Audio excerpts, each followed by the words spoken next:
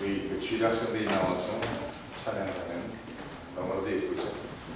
It's so precious to see these little children singing. 앞에 서 있는 것만도 예뻐요.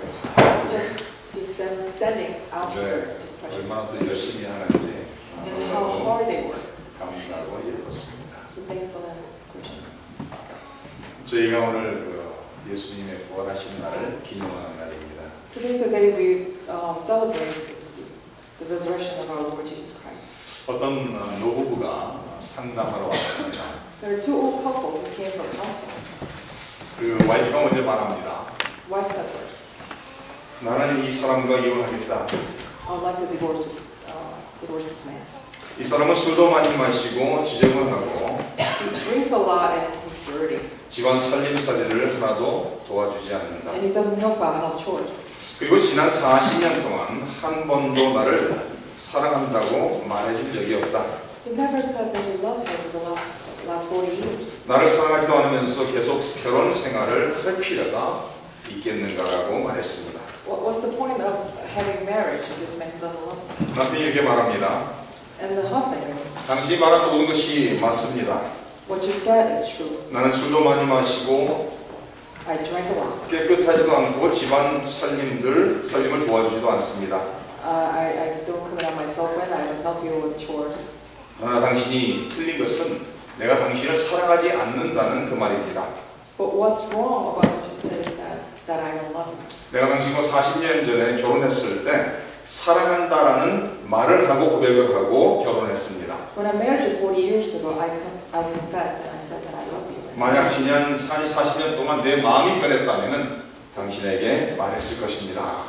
If my heart was changed in the course of 40 years, I could have told you that. 40년 동안 사랑한다는 소리를 몇 번 한 거예요? So how many times did you say that you love me? 40년 전에 결혼할 때 서약하는 고백에서 단 한 번 해보고 You did only once at the wedding. 그리고 40년 동안은 내 마음이 바뀌질 않았으니까 And he hasn't changed for the last 40 years. He didn't feel the need of saying it again. 그러나 아내는 말을 하지 않고 행동을 바라보면서 남편이 사랑하지 않는다라고 생각한 것입니다. But then when she saw his behaving, she felt that she didn't love him anymore. 예수님께서 십자가에 죽으신 사건은 하나님의 사랑이라고 말씀드렸습니다. It is God's love, the event that Jesus died on the cross. 예수님이 십자가에 죽으신 것은 하나님 우리를 얼마나 사랑하시는지를 보여주신 것이라고 말씀드렸습니다. This is evidence of God's love towards us, the death of Jesus on the cross. 너무나도 사랑하시기 때문에 하나밖에 없는 아들을 아낌없이 세상에 보내시고 우리의 죄를 대신해서 십자가에 죽도록 희생하셨습니다. God loved us so much, He gave His only Son to die on the cross for our sin and death. 우리 성도님들이 몇 년 전에 했던 The Passion of the Christ라는 영화를 보셨으면 아실 겁니다. Maybe you remember the movie called The Passion of the Christ a few years ago. 멜 깁슨이라는 사람이 영화를 만들면서 예수님의 십자가 사건을 구체적으로 다뤘습니다. The person named Mel Gibson directed that movie, and he detailed on the Jesus' death in that movie. 그 영화를 보면 예수님이 당하시는 고통이 얼마나 극심한 고통인가를 우리가 알 수가 있습니다. Through the movie, we could see how excruciating Jesus' pain and the process of His death was. 예수님의 십자가의 죽으심을 통해서 우리를 대신하여 저주가 되셨고, He became our condemnation instead of us. 예수님의 십자가의 사건을 통해서 우리를 대신하여 모든 고통을 다 감당하셨습니다. He took all the pain and humiliation for us. 우리 기독교가 다른 종교들과 다른 것은 예수님의 죽으심과 십자가의 죽으심과 부활이 있기 때문입니다. The difference in Christianity compared to other religions is that we have the death and the resurrection of the Christ. 불교의 부처의 무덤을 가면은 그 무덤에는 부처의 뼈가 있습니다. If you go to Buddha's tomb, there will be his bones there. 유교의 공자의 무덤에 가면 거기에도 공자의 뼈가 있습니다. Confucius, when you go to his tomb, you'll see his bones. 그리고 회교의 모하마드의 무덤에 가도 거기에도 뼈가 있습니다. And if you go to Muhammad's tomb, you will see his bones. 그러나 기독교의 예수 그리스도의 무덤에 가면은 예수님의 무덤은 비어 있다라는 말씀입니다. But if you go to Jesus' tomb, there is no tomb. 예수님께서 살아생전에 여러 번 예수님의 죽으심에 대해서 예언을 하셨습니다. While Jesus is still alive, he prophesied many times about his death. 예수님이 십자가에 죽으실 것이고 부활하실 것이라고 이미 여러 번 예언하셨습니다. He already prophesied so many times that he will die on the cross and he will be resurrected. 구약성경에도 이삭의 부활, 이삭의 바치러 갔다가 데려오는 사건도 예수님의 부활 사건을 예측하는 내용입니다. The event of the Abraham's sacrifice of Isaac was actually reflecting the death of Jesus.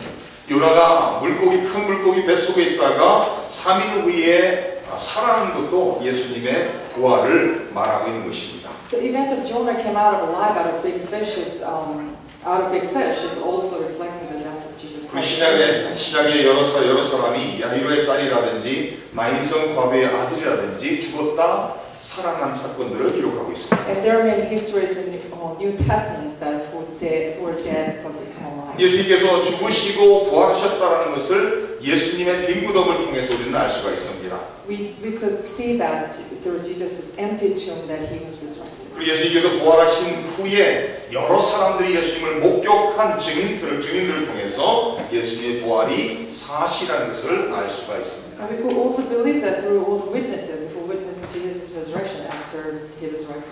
그리고 예수님의 부활이 사실이라는 것은 부활하신 예수님을 만난 사람들의 삶이 극적으로 변화된 것을 통해서 우리가 알 수가 있습니다. We also could see the resurrection of Jesus through the people's lives that has been changed.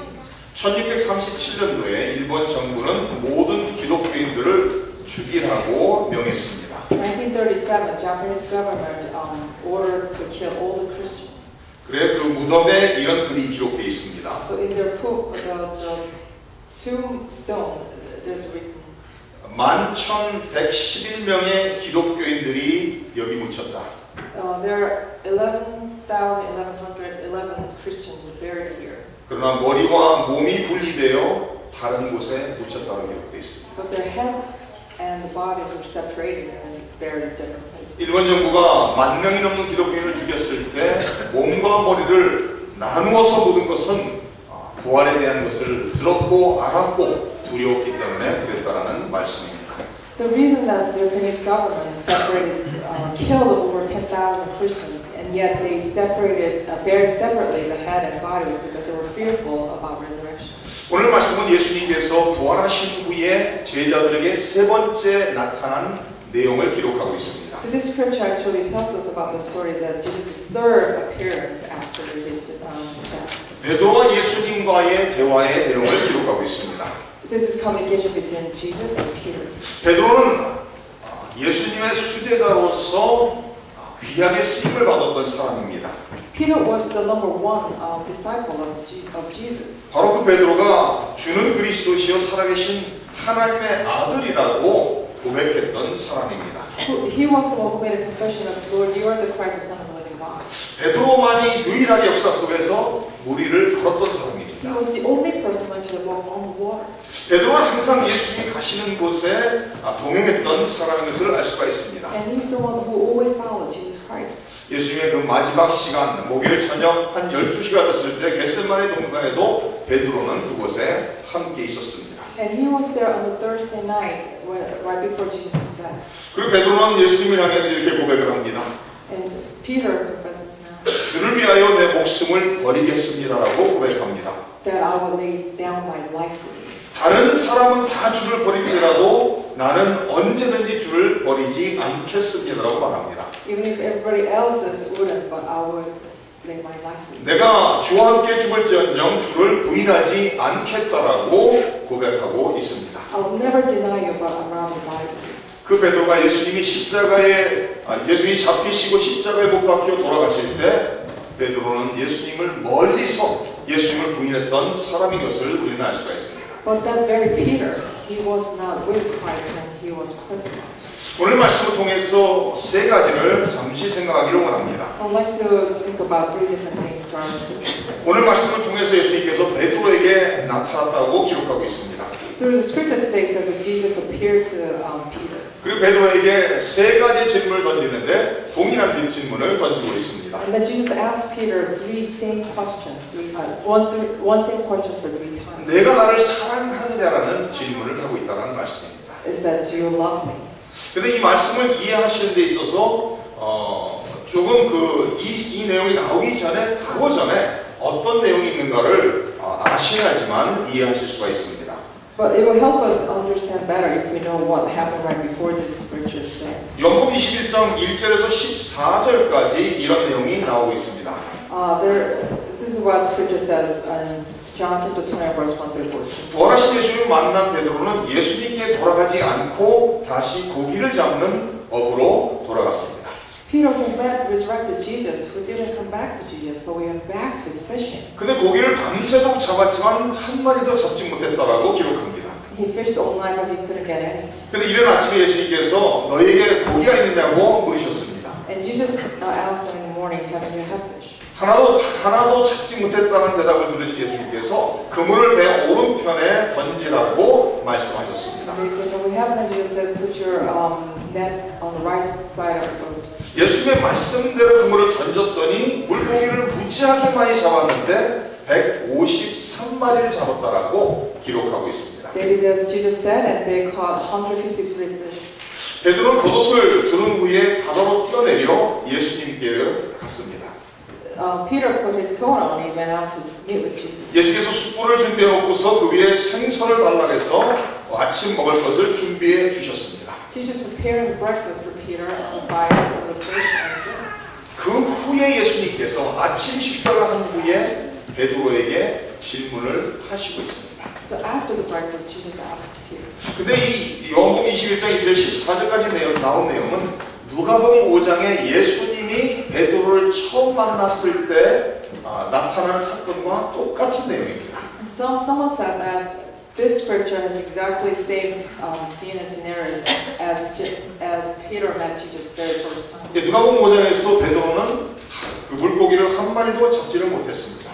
The same story in Luke, book of Luke. Peter did not catch any fish. 그리고 누가복음 5장에서도 같은 갈릴리 바다에서 이 사건이 일어나고 있습니다. In Luke chapter 5, in the Sea of Galilee, the exact same event happened. 그리고 누가복음에서도 한 마리도 못 잡았다니까 그물을 깊은 데 가서 던지라고 말씀하십니다. So in book of Luke, Peter did not catch any fish, and Jesus told him to put the net in the deeper sea. And 예수님의 말씀을 순종했을 때 거기에서도 많은 고기를 잡았다라고 성경은 기록하고 있습니다. And when he obeyed to Jesus, he caught lots of fish. 예수께서 베드로를 부르신 목적이 사람을 낚는 어부가 되게 하기 위해서 부르셨다라고 말씀하고 있습니다. The purpose that Jesus called upon Peter is that to make him a fisher of men. 그러나 베드로는 죽기까지 예수님에서 죽겠다라고 고백했지만 예수님을 3번 부인했습니다. But that Peter who confessed that he will lay down his life to deny Jesus. 분명히 베드로가 예수님이 부활하셨다는 것을 알면서도 예수님께 찾아가지 못한 것은 자기가 죽기까지 충성하겠다 했는데 예수님을 부인했기 때문입니다. Despite of the fact that he said that he would lay down his life, but he couldn't go back to Jesus because he denied him. 그래서 예수님께서 베드로를 찾아오신 겁니다. That's why Jesus had to appear. 죄인들은 하나님을 찾아갈 수가 없습니다. Sinner could not come to Jesus. 그래서 하나님께서 죄인을 항상 찾아오신다라는 말씀입니다.